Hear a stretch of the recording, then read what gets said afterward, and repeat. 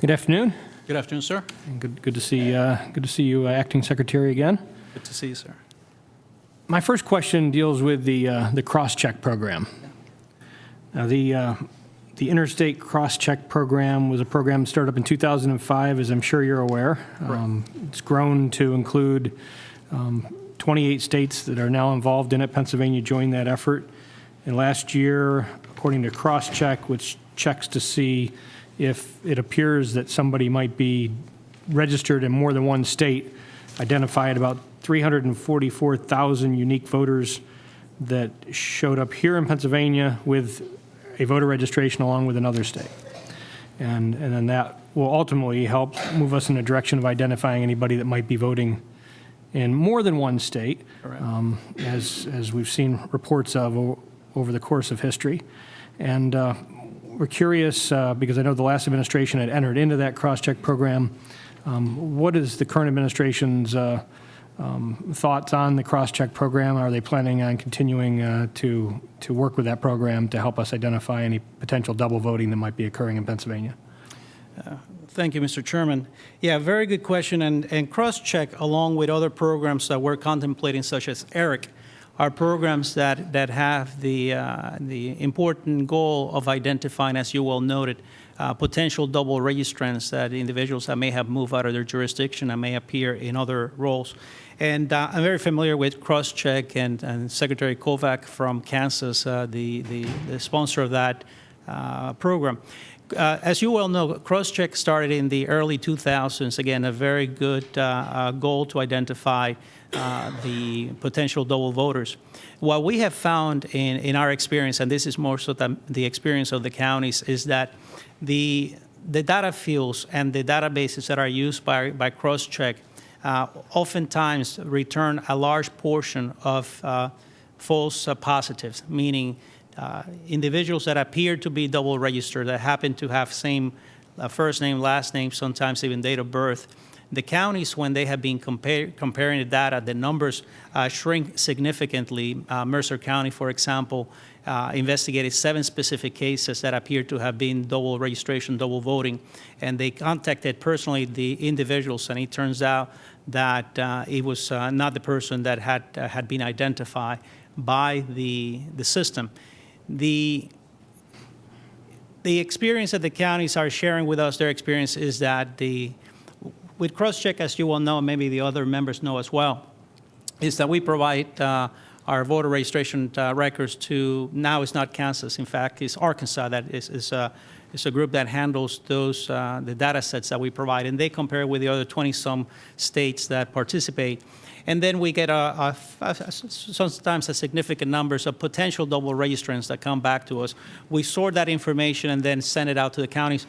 And what we're finding is that the counties are saying, time-consuming, we go ahead and check the records, and for the most part, false positive. Not a whole lot of work is coming out of that. There's some jurisdictions, such as Florida, Oregon, and Washington State, that have abandoned Crosscheck. But in the process of not utilizing Crosscheck, in our case, we're still looking to utilize it. But more so, we're looking into the ERIC Crosscheck program. I call it Crosscheck because it's a cross-referencing of records throughout the nation.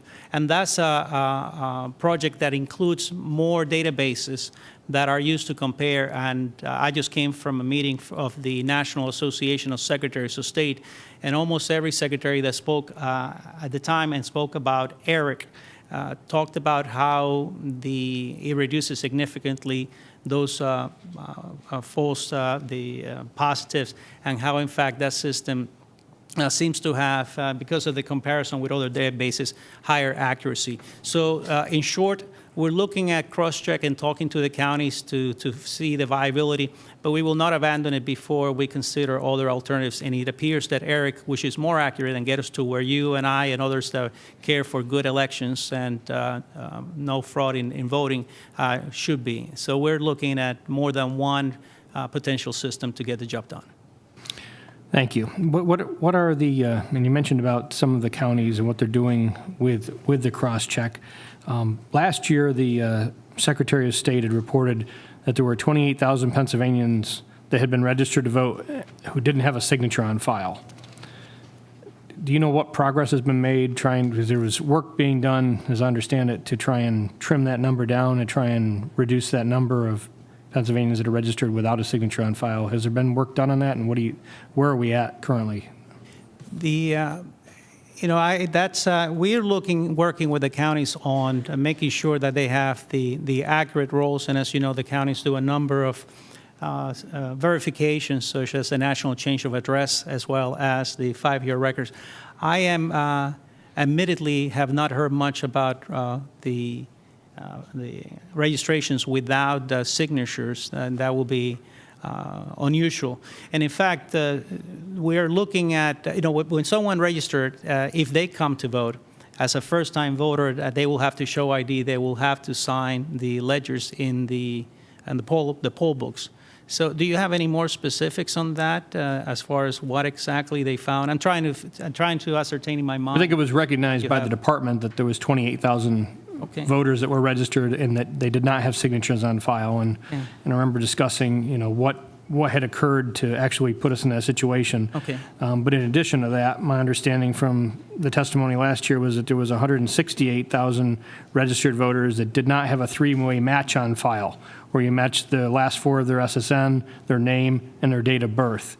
And all of those data points, of course, are something that are useful in when you're utilizing cross-check, or if you're utilizing ERIC, that those data points are where you want to match up to see if this is an individual or somebody just with the same name, same date of birth, maybe not the same Social Security number, in identifying that we don't have double voting occurring and don't have people voting, getting more than one bite at the apple there, of course. Sure. No, absolutely. It's a point well taken, and I'll be glad to look into specifics and get back to you in the committee with an answer.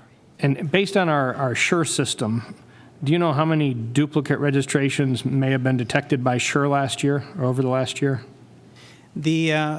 According to numbers from CrossCheck and others, the numbers were a couple thousand, but that's when it got checked out against the comparisons by the counties. That's where we found that the numbers were de minimis. But again, I don't have specifics. I'll be happy to get those for you. A question related to the HAVA money. Correct. Do you know how much we currently have left? Yes, sir. So currently we have left, and what is proposed in the budget to have for the upcoming year for the Help America Vote Act is $13,553,000, and that's a reduction of about $3 million from last year.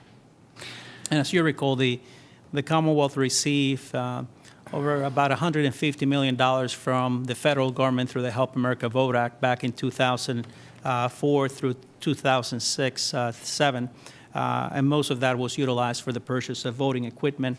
And at this point in time, we're drawing down on the funding that we have. Like I said, we're about $13.5 million, and there's no expiration time for the use of those dollars.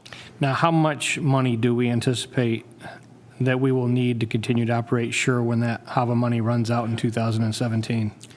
So that we anticipate that at the current rate of using about $4 million a year just for the SURE system, we will deplete the available funding by the year 2018, at which time we would need to look at additional sources of funding to maintain the SURE system, the statewide uniform registry of electors.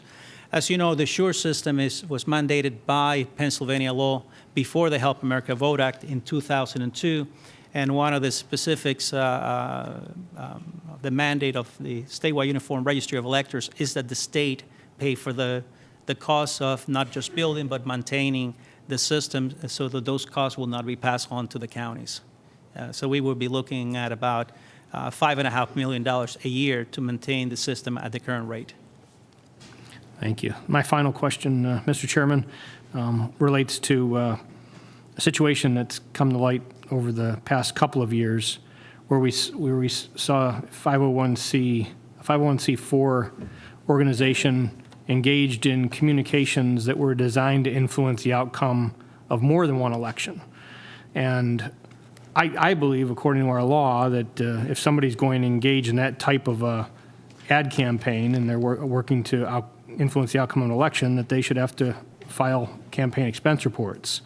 My understanding is that that's that's been, according to the way the law is written currently, that some would believe that they could get away with just filing the expenses that they've made and not reveal the contributors who have contributed to their organization.